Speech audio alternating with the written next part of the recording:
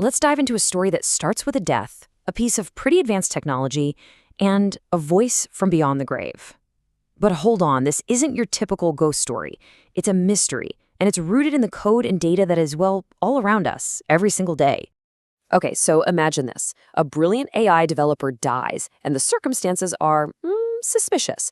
They leave behind this custom-built AI personal assistant for their sibling. But as the sibling starts using it, something really, really unsettling starts to happen.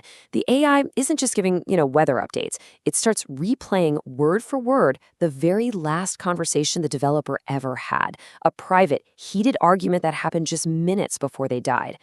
And this, right here, is the central puzzle. How could a machine possibly access a conversation that happened moments before a death, especially one nobody else was ever supposed to hear? So what's going on? Is the machine haunted, or is something way more complex and, frankly, a lot more frightening at play? To solve this thing, our first step is to really understand what this AI actually is. And I'll tell you right now, the answer isn't supernatural. It's found in this rapidly emerging field of technology, one that's seriously blurring the line between our memories and the machine. You see, the developer didn't just build a simple assistant. They created what a lot of researchers are calling a digital ghost. Now, this isn't a spirit, it's an incredibly sophisticated simulation. It's an AI that literally learns to mimic a specific person by consuming the massive trail of data they created while they were alive. And what exactly is a digital footprint? Oh, it's everything. I mean, everything. Every text, every single email, every social media post, every voice note you've ever sent. The AI just sifts through this massive ocean of data to learn your speech patterns, your personality, your sense of humor, and it creates a shockingly accurate digital twin. And listen, this is not science fiction. This idea has evolved at lightning speed. It started back in 2016 as a personal project, this grief bot made from old text messages. By 2021, it was making international headlines with something called the Jessica simulation. And by 2025, it had actually entered the justice system with an AI avatar of a victim speaking in a real courtroom. Wild. Okay, so we know what a digital ghost is. But honestly, that only makes the mystery deeper. The AI is replaying conversations that happen in private, moments before death, conversations that any normal person would have assumed were, or would have made sure were deleted. This is the real technical head-scratcher. I mean, if you delete a file, it's gone, right? Well, in the digital world, gone doesn't always mean what we think it does. So the key to this whole puzzle is a concept from digital forensics called data remnants. In simple terms, it just means that when you delete something, you're not actually wiping it from existence. You're just making it invisible to your normal operating system. The data is still there, like a digital echo. What's so interesting here is the distinction between deleting and truly erasing. When you hit delete, it's kind of like tearing the table of contents page out of a book. The chapter is still there, you just don't have an easy way to find it.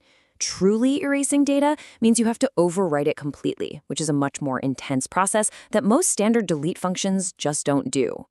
And permanent deletion is so hard because our data doesn't just live in one place. An audio file you record on your phone might get synced to your laptop, backed up to the cloud, and even cached by some third-party app. You might delete one copy, but those echoes can stick around across this entire ecosystem. And this is where the magic, or, the science happens.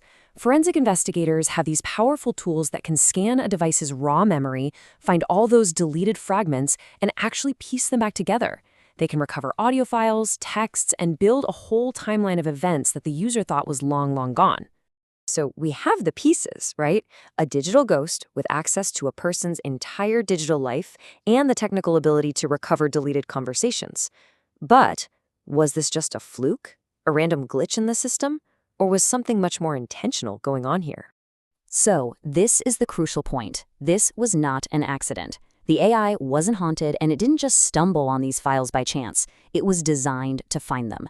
The developer created the system with a very specific and, a very morbid purpose in mind. The first piece of this plan is a classic tool right out of a spy movie, a backdoor. The developer built a secret, undocumented way into the AI's core programming.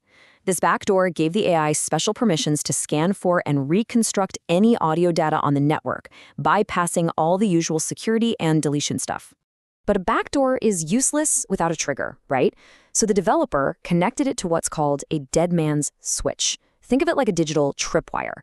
It's a mechanism that's constantly checking if the user is active. If the developer failed to check in, say because of an accidental death, the switch would flip and a pre-programmed action would kick off. And when you put it all together, the developer's plan it's both brilliant and absolutely chilling.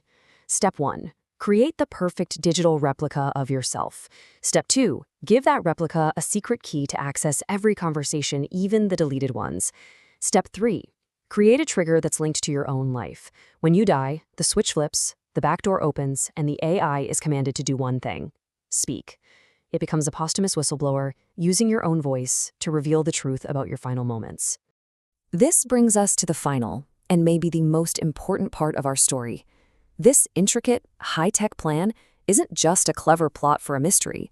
It reflects a profound shift that's happening right now, where AI is starting to speak for those who can no longer speak for themselves. And this raises enormous legal and ethical questions. I mean, as Professor Ligeti asks, what does it mean for justice when the star witness is a piece of code? How do you cross-examine an algorithm, especially a black box system where sometimes even its own creators don't know exactly how it got to a conclusion? And make no mistake, this is already happening. In a landmark case in 2025, the family of a murder victim, Chris Pelkey, used an AI avatar to have him deliver his own victim impact statement at the killer's sentencing. The judge was apparently so moved he said he loved that AI. The digital witness is already in the courtroom. And that's the final reveal of our mystery. The AI in our story was never a ghost haunting a machine. It was a failsafe. It was a meticulously designed digital witness, built by a developer who suspected their life was in danger and used their own creation as an insurance policy for the truth.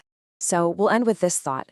We live surrounded by devices that are always on, always recording, and always creating these little pieces of our digital selves. We've spent years worrying about who is listening to us. But maybe, just maybe, the more important question for the future is, when we can no longer speak for ourselves, who or what will they